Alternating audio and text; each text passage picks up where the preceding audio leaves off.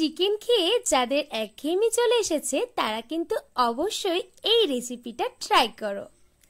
আমার এই রেসিপিটা তোমাদের কিন্তু খুব ভালো লাগবে, কথা দিচ্ছি। এই রেসিপিটা করার জন্য আমি এখানে চিকেনের সলিড পিসগুলোই ব্যবহার করেছি। প্রথমে দিয়ে দেব গোলমরিচের গুঁড়ো আর একটু আদা রসুনের বাটা।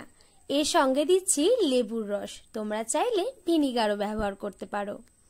এরপর দিয়েছি কর্নফ্লাওয়ার, একটা গোটা ডিম, নুন, হলুদ, লঙ্কা গুঁড়ো আর গোটা গরম মশলা জিরে দিয়ে একটা গুঁড়ো করেছিলাম, সেই মশলাটা একটু দিয়ে দিয়েছি। আর দিয়েছি 1 চামচ সয়া সস। এই সব কিছুকে ভালো করে মাখিয়ে 1 ঘন্টার জন্য ম্যারিনেট করেছি। এরপর আমি দিয়েছি একটু ময়দা, এর সঙ্গে নুন, হলুদ, লঙ্কা গুঁড়ো আর ভাজা মশলাটাও দিয়ে দিয়েছি। এর মধ্যেই আমি ওই চিকেনের পিসগুলোকে কোট করব। আর কোট করে কিন্তু 5 মিনিটের জন্য একটু রেস্টে রাখতে হবে। এরপর আমি একটা বাটিতে ডিম ফেটিয়ে নিয়েছি, তবে তোমরা সেই জায়গায় কর্নফ্লাওয়ারও গুলিয়ে নিতে পারো। আর এরপর ওই চিকেনের পিসটাকে ডিমের মধ্যে আরেকবার কোট করে নিয়েছি। তারপরে লাস্টে আমি কিন্তু এই বিস্কুট গুঁড়ো দিয়ে খুব ভালো করে কিন্তু কোট করে নিয়েছি। এরপরে সমস্ত চিকেনগুলোকে এইভাবে আমি কোট করে নেব। আর তারপরে 10 থেকে 15 মিনিটের জন্য আমি রেস্টে ফ্রিজে রেখেছিলাম।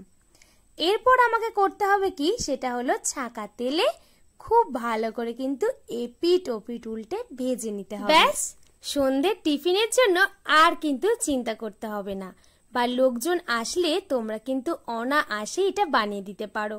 আজকের এই রেসিপিটা আশা করছি তোমাদের প্রত্যেকেরই ভীষণ পছন্দ হবে।